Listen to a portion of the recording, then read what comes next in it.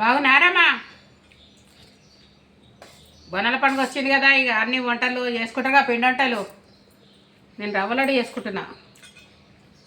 ఇది రవ్వ చక్కెర వేయించుకొని కొంచెం ఫస్ట్ రవ్వ వేయించాలి, చక్కెరని పౌడర్ చేసుకోవాలి. అందులో వేసుకొని ఇట్లా కలుపుకొని కొంచెం పాలు చల్లుకుంటా లడ్డూలు కట్టుకుంటా పెడితే ఇది లడ్డు.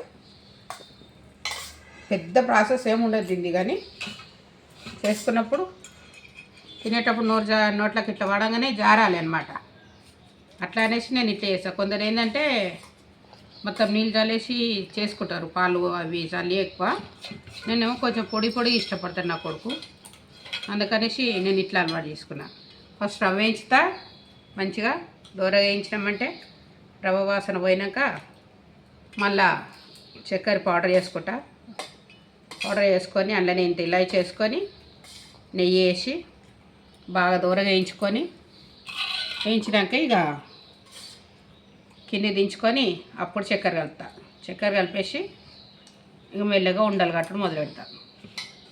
ఉండలు కలిపేసినాక ఇక మెల్లగా ఇట్లా వేసుకుంటే ఒక్కొక్కటి తినేటప్పుడు పొడిగా వస్తుంది. తర్వాత గట్టిగా కాదు, ఎక్కువ కలిసినట్టు ఉంటుంది కదా, పొడిగా మంచిగా అనిపిస్తుంది అన్నమాట.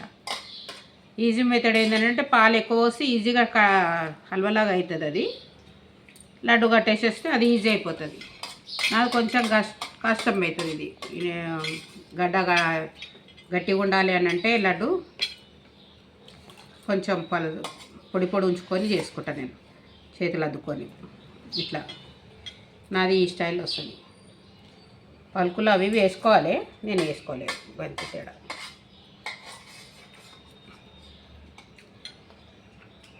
ఇంకా ఇట్లా ఎదుగుతుంటే మంచిగా పొడి వస్తే నోట్లో వేయగానే కరిగిపోతుంది అనమాట. మా అమ్మ నాకు ఇట్లా అలవాటు చేసింది. ఇది మెథడ్ కూడా ఏం తీసుకొస్తుంది నాకు, కానీ నాకు అది నచ్చదు, ఇదే నచ్చుతుంది. అట్లా అనేసి నేను ఇట్లా అలవాటు చేసుకున్నాను.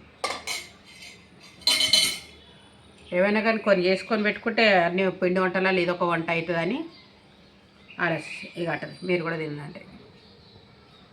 హ్యాపీ బోనాలు.